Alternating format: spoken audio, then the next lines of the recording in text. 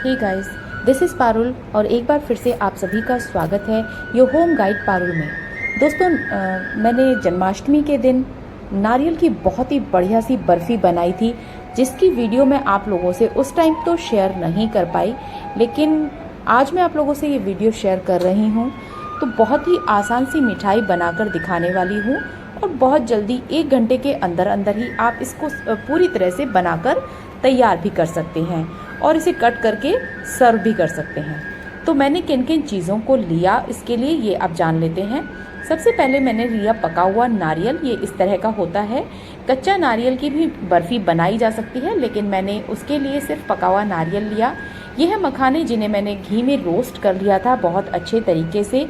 इनका घी जो है नज़र नहीं आ रहा होगा आपको, लेकिन मैंने इनमें काफ़ी घी डाल रखा है, 1-2 चम्मच के करीब। वैसे तो ये मिठाई बहुत ही कम घी में और बिना खोए के प्रिपेयर कर दी थी मैंने, लेकिन आप इसमें अगर खोया डालना चाहो तो वो ऑप्शनल होता है, उससे टेस्ट इंक्रीज ही होगा, कम नहीं होगा। तो ये देखिए, इस तरीके से आपके पास जो भी कुछ घर में ड्राई फ्रूट्स रखे हो ना, बस आप वही डाल लीजिए। कोई ज़रूरी नहीं है कि आप मार्केट से ही बहुत सारे ड्राई फ्रूट्स लेकर आएंगे तभी ये मिठाई बनेगी। तो इस मिठाई को व्रत में भी आप खा सकते हैं, तो इसीलिए मैंने इसमें जो है किसी तरह की जैसे कोई लोग बेसन डाल देते हैं या फिर भुना हुआ आटा वगैरह डाल देते हैं, तो वो सब चीज़ें मैंने यूज़ नहीं की है।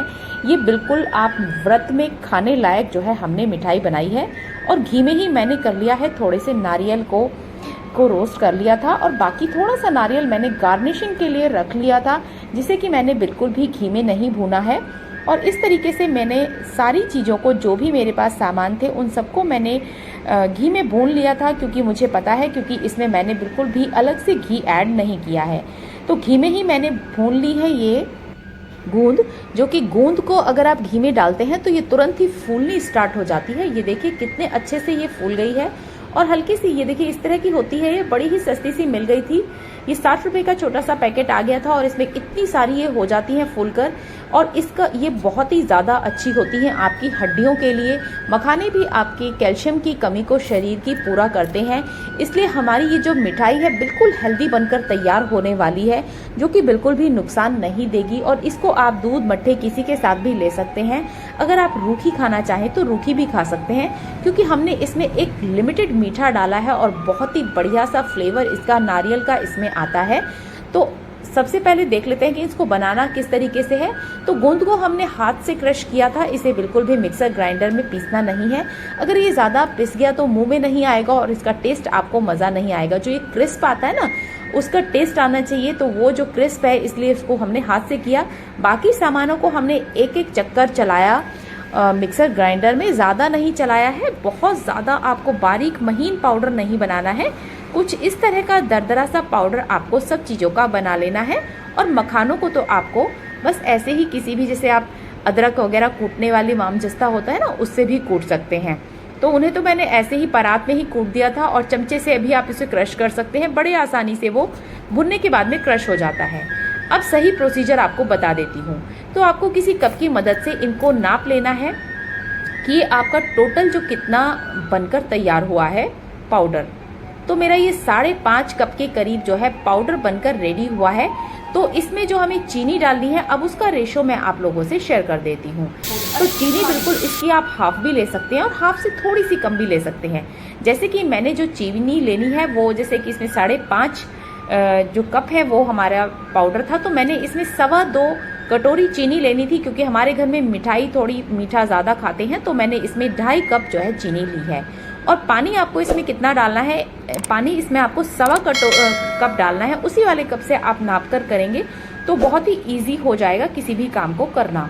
तो चाशनी मैंने बनाने के लिए गैस पर रख दी थी और इधर मैंने अपनी थालियां कर ली थी तैयार। घी से अच्छे तरीके से कोट कर दीजिए, जिससे कि आपकी जो मिठाई है वो उतरने में प्रॉब्लम नहीं आएगी। तो मैंने 2 थालियां इसके लिए प्रिपेयर कर ली थी, क्योंकि 2 थाली के लायक मिठाई जो है बन गई थी। तो इधर मेरी चाशनी भी बिल्कुल तैयार होने ही वाली थी और चाशनी को आपको कैसे तैयार करना है ये भी बता देती हूँ। आपको इसके लिए 1 तार की चाशनी लेनी है। 1 तार से भी अगर थोड़ी सी कम होगी तो ज़्यादा बेटर होगा। ये देखिए मेरा 1 तार पूरी तरह से बन नहीं रहा है और मैंने इसी टाइम पर चाशनी को बंद कर दिया है और थोड़ा सा नारियल मैंने अलग निकाल कर रखा हुआ था। अब इस चाशनी को हम इस पाउडर में मिक्स कर देंगे और तुरंत से हमें इसे जल्दी जल्दी हाथ चलाकर जो है मिक्स करना होता है, क्योंकि ये जो है परात में ही जमनी स्टार्ट हो जाती है। तो बस इसी स्टेज पर आपको इसे अपनी थालियों में शिफ्ट भी करना है। तो मिक्स अच्छे तरीके से हमें इस टाइम पर इसको कर लेना है। मैंने इसमें 4-5 हरी इलायची का पाउडर भी डाल दिया था, जो कि मैं आपको दिखाना इसमें भूल गई, लेकिन वो भी ऑप्शनल होता है। अगर आप नारियल का पूरा टेस्ट लेना चाहते हैं तो आप इसमें जो इलायची पाउडर है आप उसको स्किप भी कर सकते हैं, क्योंकि प्रॉपर नारियल की बर्फी नहीं है और भी ड्राई फ्रूट्स पड़े हुए हैं, तो इसलिए मैंने इसमें इलायची का पाउडर भी जो है मिक्स कर दिया था। तो बस इस तरीके से मैंने कर लिया था उसको थाली में। और बिल्कुल मिठाई की शेप देने के लिए आपको इसे चमचे से थोड़ा सा फैलाना होगा। चमचे से फैलाने का फ़ायदा ये होगा कि बिल्कुल चारों तरफ से जो मिठाई है वो बिल्कुल एकसार बनकर तैयार होगी और किसी भी तरह से कहीं से पतली और कहीं से मोटी मिठाई बनकर तैयार नहीं होगी। आप इसे थोड़ा सा और बारीक भी पीस सकते हैं। मुझे थोड़ा सा दरदरा पसंद है, तो मैंने थोड़ा सा दरदरा ही इसको रखा था। अगर आप इसको बारीक पीसेंगे तो बिल्कुल मार्केट स्टाइल की जो है बनकर तैयार हो जाएगी। तो बहुत ज़्यादा चक्कर नहीं चलाने हैं इसमें। अगर आप मिक्सर ग्राइंडर में पीस रहे हैं, देखिए आधे घंटे के अंदर अंदर ही ये काटने के लिए बिल्कुल रेडी हो गई थी। तो मैंने इसके बहुत छोटे छोटे से पीसेस किए थे, जिससे कि उसमें व्रत में जो है ज़्यादा तो खाया नहीं जाता है और भी जने खाते हैं, तो छोटे छोटे पीस ही हम लोग उठाते हैं। और कई बार ऐसा होता है कि बड़ा पीस आप पूरी तरह से नहीं खा पाते हैं, तो फिर उसको छोड़ना पड़ जाता है। तो छोटे छोटे पीसेस मैंने कट कर लिए थे। तो क्योंकि मैंने इसे थोड़ा सा दरदरा और मोटा ही पीसा है, तो मिठाई की शेप जो है आपको प्रॉपर दिखाई नहीं दे रही है। तो अगर आप इसे थोड़ा सा बारीक पीसेंगे तो शेप बिल्कुल प्रॉपर आपकी मिठाई वाली बनकर तैयार होगी। तो टेस्टी इतनी लग रही थी गाइज ये मिठाई कि बच्चे भी ये बोल रहे थे कि ये मार्केट से कहीं ज़्यादा बेटर है, जबकि मेरे बच्चों को हमेशा मार्केट के खाने की तलब उठी रहती है। लेकिन इस मिठाई को खाने के बाद सभी इतने ज़्यादा इन्फ्लुएंस हुए कि उन्हें लगा कि ये मिठाई हमारे घर में बार बार बननी चाहिए। तो इस मिठाई को एक बार अपने घर में आप लोग ट्राई ज़रूर करें, क्योंकि व्रत तो आप लोग वैसे भी खा सकते हैं, बिना व्रत के भी। व्रत तो आते ही रहते हैं और कुछ लोग तो बहुत ज़्यादा व्रत रखते हैं। तो मैंने मंदिर में जो है सबसे पहले अपनी मिठाई चढ़ा दी थी, क्योंकि उस दिन फास्ट भी था।